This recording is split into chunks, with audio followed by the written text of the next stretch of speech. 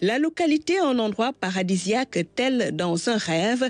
Le delta du Saloum, c'est un immense univers amphibie où l'eau et la terre s'entremêlent pour former un dédale fascinant d'îles et de bras de mer. Parfait brassage entre culture et nature, le site est classé patrimoine mondial de l'UNESCO. Nous avons des sites archéologiques qui témoignent de la présence humaine il y a plus de 3000 ans. Sur le plan naturel, nous avons des aires marines protégées, nous avons des parcs, mais le delta du Saloum aussi est une réserve de biosphère. Donc il a été aussi inscrit sur le site Ramsar et il fait partie aussi des clubs des plus belles baies du monde.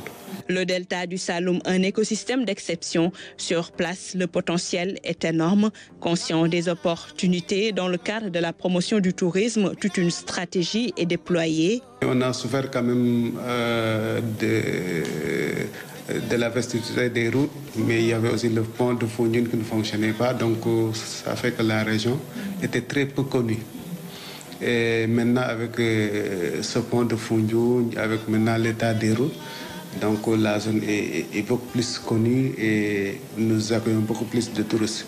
Parmi les fidèles touristes qui visitent la zone figurent en bonne place des étrangers, français, belges, flamands et espagnols, mais aussi des Sénégalais et surtout des Gambiens.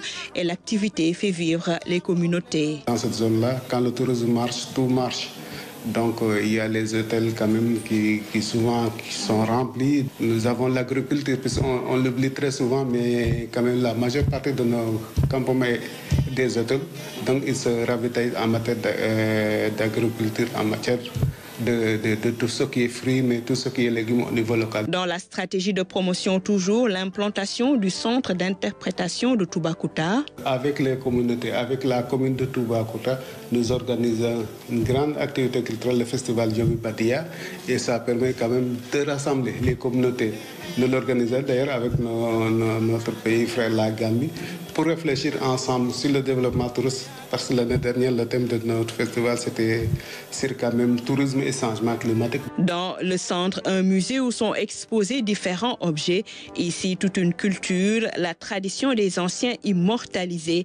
Ces œuvres, un pont entre le passé et le présent pour que jamais l'histoire ne s'oublie.